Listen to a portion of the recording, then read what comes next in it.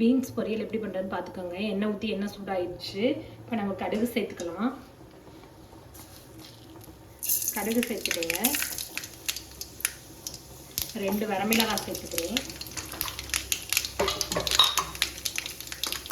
இப்போ வெங்காயம் கட் பண்ணி வச்சுருக்கேன். வெங்காயம் சேர்த்துக்கிறேன்.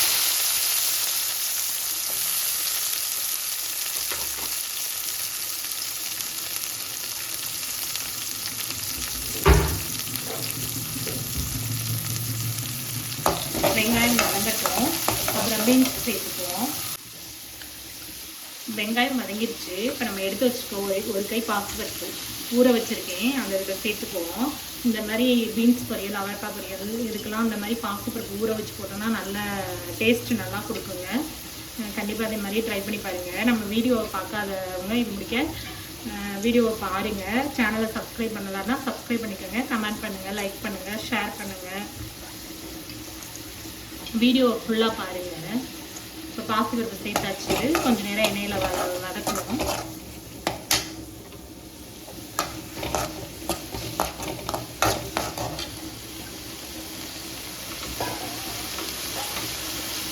ஒரு பச்சை மிளகாய் சேர்த்துக்கிறேங்க.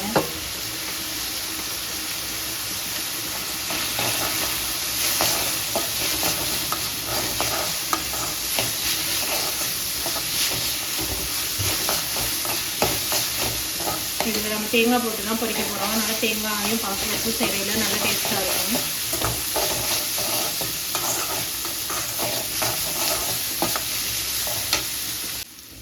இப்போ கட் பண்ணி வச்சுருக்க பீன்ஸை சேர்த்துக்குவோம்.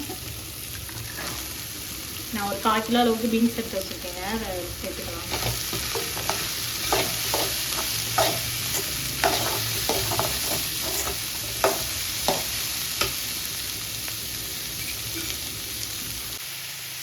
இப்போ நம்ம பொரியலுக்கு தேவையான உப்பு சேர்த்துக்கலாங்க. நான் கல் உப்பு தான் சேர்க்குறேன்.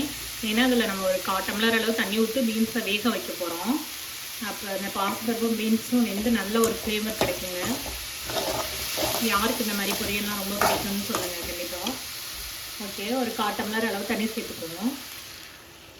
அவ்வளோதாங்க. இப்போ மூடி வச்சோம்னா நமக்கு சூப்பரான பீன்ஸ் பொரியல். லாஸ்ட்டாக தேங்காய் பூ தூவி ஆஃப் பண்ணிக்க வேண்டியதான். இப்போ மூடி வச்சுக்கலாம். பீன்ஸ் வெந்ததுக்கப்புறம் பார்ப்போம்.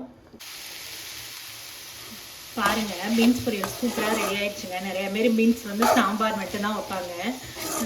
மிச்சப்படி இது மாதிரிலாம் பொரியல் செஞ்சு பாருங்கள், நல்லாயிருக்கும். கேரட்டு பீன்ஸ் போட்டு செய்யலாம், முட்டைக்கோஸ் பீன்ஸ் போட்டு செய்யலாம். அப்புறம் பீன்ஸும் பருப்பு உசிலி பண்ணலாம்னா சூப்பராக இருக்குங்க. துவரம் பருப்பு ஊற வச்சு அரைச்சிட்டு செய்யணுங்க. அந்த ரெசிபி 3 நாளைக்கு போடுறேன். ஓகேவா? இப்போ நமக்கு சூப்பராக பொரியல் ரெடி ஆகிடுச்சு. இதில் நம்ம தேங்காய் பூ வைப்போம். இப்போ நான் தேங்காய் பூ போட்டுக்கிட்டேங்க.